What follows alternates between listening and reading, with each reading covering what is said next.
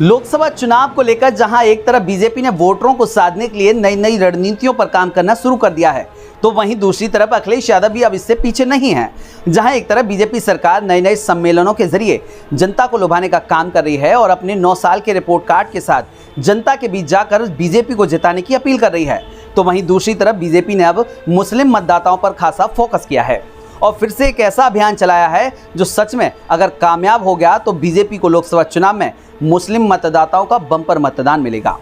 अखिलेश यादव के पीडीएफ फॉर्मूले को चैलेंज देने के लिए बीजेपी नए नए सम्मेलनों के जरिए जनता को लुभाने का काम कर रही है। चलिए अब पहेलियां न बुझाते हुए आपको सीधे बताते हैं कि बीजेपी ने इस बार क्या रणनीति बनाई है और इसी रणनीति के जरिए कैसे बीजेपी इस बार पसमानदा मुसलमानों को अपने हाथ में करने की कवायद कर रही है।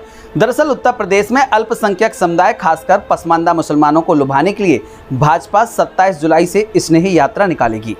भारतीय जनता पार्टी ने मिसाइल मैन के नाम से मशहूर पूर्व राष्ट्रपति स्वर्गीय एपीजे अब्दुल कलाम की पुण्यतिथि पर दिल्ली से पसमानदा स्नेह संवाद यात्रा शुरू करने की योजना बनाई है।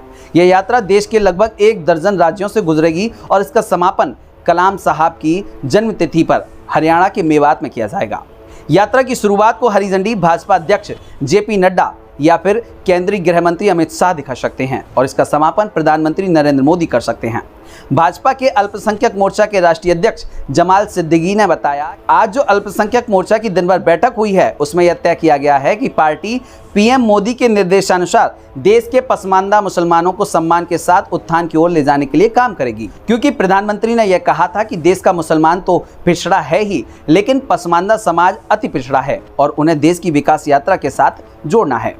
जमाल सिद्दीकी ने आगे बताया कि अल्पसंख्यक मोर्चा ने पसमानदा स्नेह संवाद यात्रा शुरू करने का फैसला किया है, जिसका पंचलाइन है सम्मान से उत्थान की ओर। उन्होंने बताया कि मोर्चा देश के मुसलमानों को यह समझाना चाहती है कि उनके हीरो मिसाइल मैन कलाम साहब हैं, औरंगजेब या टीपू सुल्तान नहीं।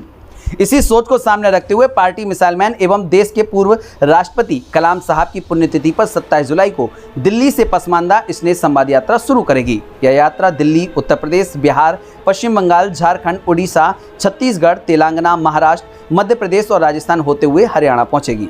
उन्होंने कहा कि इस यात्रा का समापन कलाम साहब की जन्मतिथि पर 15 अक्टूबर को हरियाणा के मेवात में किया जाएगा, जहां सबसे ज़्यादा पसमानदा समाज के लोग रहते हैं और मोर्चा इस समापन कार्यक्रम में शामिल होने के लिए प्रधानमंत्री नरेंद्र मोदी से आग्रह करेगा।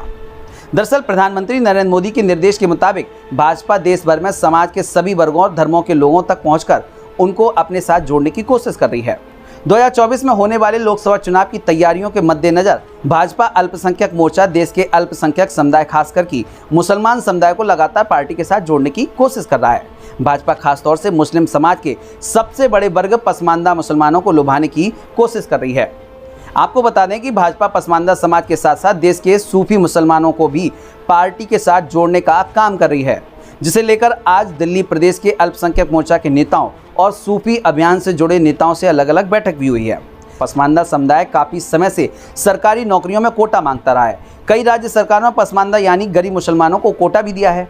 कुल वोट में मुस्लिम 15% माना जाता है। अगर 10वां हिस्सा भी भाजपा को वोट देता है तो यह कुल वोट का 1.5% होगा।